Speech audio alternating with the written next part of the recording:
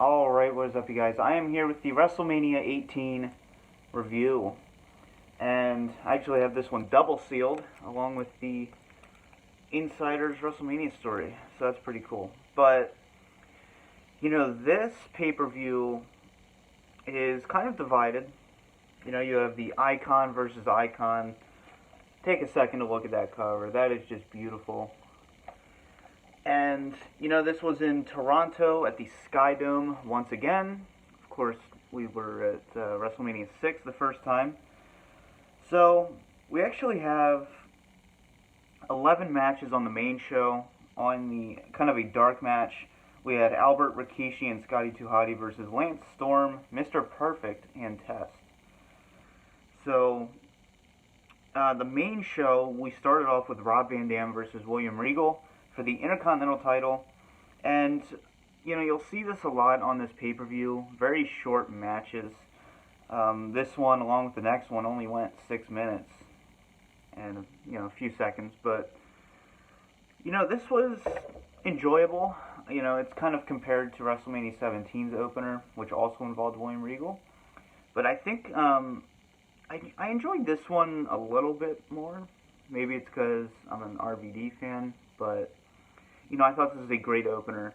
And, there's only so much you can do in 6 minutes, but, this did it. Then we had Diamond Dallas Page versus Christian for the European title. And, this is another, short 6-minute match. Obviously DDP wasn't treated all that great coming into the WWF at the time from WCW. But, this match did what it had to do in 6 minutes. Once again, I actually would have liked to see this maybe go a little longer. I am a huge Christian fan. Totally deserves to be in the Hall of Fame. But, it is what it is. Kind of just your generic singles match that you would expect to see, on like a Insurrection pay-per-view or something. And then we had, for the Hardcore WWE Championship, or WWF, Maven versus Goldust. This match only went 3 minutes because Spike Dudley came out and just pinned Maven, and this was during the awesome 24/7 rule. And throughout the night we had different champions. We had Hurricane, we had Molly Holly. This was just such a cool little continuous run throughout the pay-per-view. I actually really liked how they did that. It kept you on your feet. In between matches, in between segments, we just had a little hardcore title match going on, so that was pretty cool.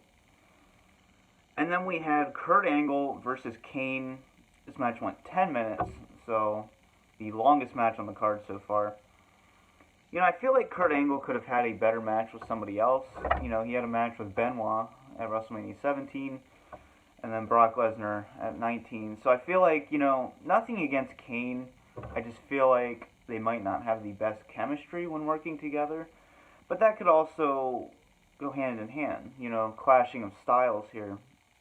One's the big man, one's the Olympic wrestler. But, it's a decent singles match. Once again, it's nothing insane. It's nothing, jaw-dropping. But it's not bad. These are two very talented guys. And, of course, they're going to put on a good match together. And then we have a no disqualification match. This went 18 minutes and 47 seconds. And probably, I'm going to say this now, this is my favorite Undertaker streak match. It's obviously not the best, but it's my personal favorite. The Undertaker versus Ric Flair. I thought, this had a great build-up. He was just beating the shit out of his kids. You had Arn Anderson getting involved until Ric Flair would accept this match.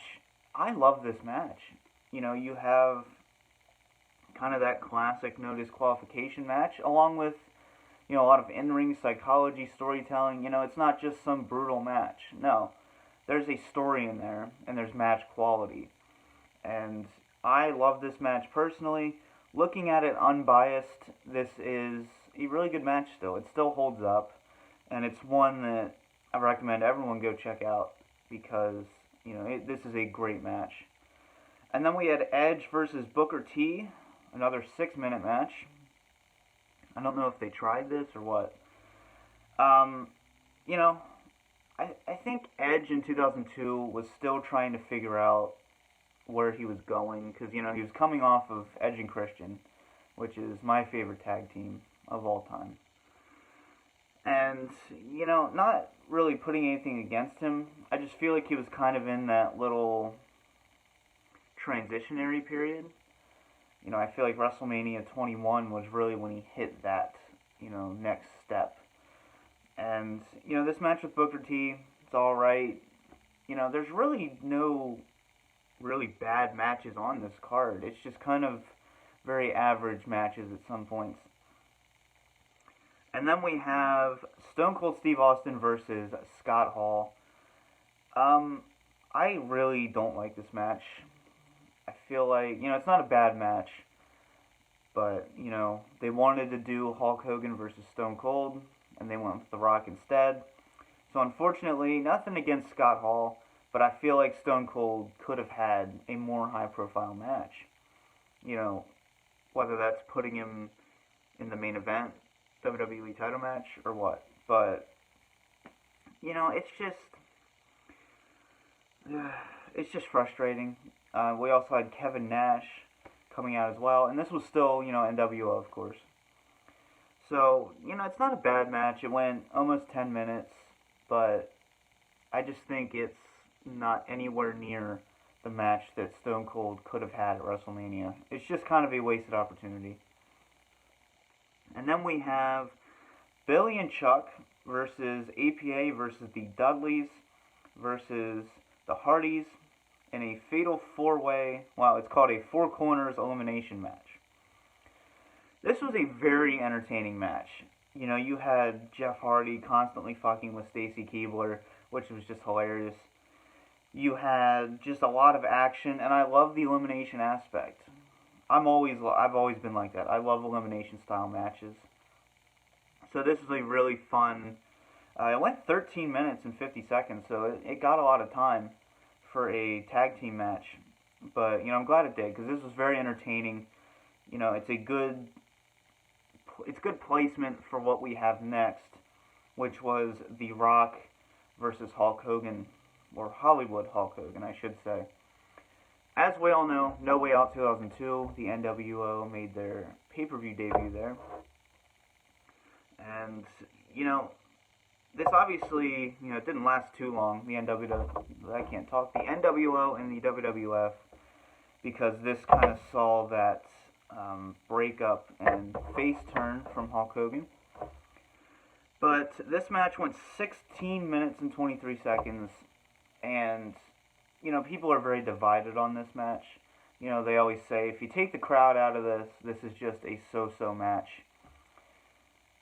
I don't look at it that way. I look at it from a package standpoint where no matter what you're doing, if you can capture the crowd like that, that's a win to me. I'm not saying, you can have the world's worst match and the crowd's really into it. No, but this isn't the world's worst match. This is an average, decent match. At the same time as they were able to capture that crowd. This crowd was so into this and just so electric. I will never forget watching this match for the first time. Just being, enthralled by the crowd and being pulled into it myself. And, we had The Rock going over here, and then Hulk Hogan, of course, had the face turn from the NWO. I don't know why I can't talk today. So this was a truly electrifying moment in WrestleMania history, and it is, one of my favorite matches to go back and rewatch. So then we had a triple threat match for the WWF Women's title. Jazz versus Lita versus Trish Stratus. Kind of a good way to settle the crowd down. This also went 6 minutes. So, I enjoy triple threat matches, but I think you need more than 6 minutes to do that. But, of course, we had Jazz retaining the title. This wasn't quite Trish Stratus' time yet. But, this is still, it's an entertaining match. I'm a huge fan of Lita, so it's good to see her in there as well. So, you know, just your average women's match. And then finally, the main event, Triple H versus Chris Jericho for the undisputed WWF Championship. This went 18 minutes and 41 seconds. You know, let's be honest. Everyone knows that this isn't the true main event of this pay-per-view. You know, it never should have been. This was kind of like WrestleMania 25 with Triple H and Randy Orton, where it just didn't capture the crowd because the crowd was tired out because they had just seen, you know, something magical happen before it. So, you know, this isn't a bad match. You know, a lot of people say, oh, this match is shit. It's not. It's just not the main event. This wasn't what the show was built around. You know, obviously that icon versus icon was the true main event. And I feel like this match probably could have been better if it just went on, you know, before Rock and Hogan. So, overall letter grade for this show, I'm going to give this one's tough. I'm going to give it a B-. That's not bad at all. You know, I just felt like there were some matches on here that probably didn't need to be on here. You know, we had a lot of short matches. And of course, you know, the main event, they just screwed it up. So, you know, B- for me. Still a very entertaining pay-per-view and something I can easily go back and watch. So, you know, I just felt like a lot of these matches didn't have time to get great. You know, you didn't have that slow burn. You just kind of threw them in there. But, you know, still love this pay-per-view. So for now, this has been the DVD Freak. Peace out.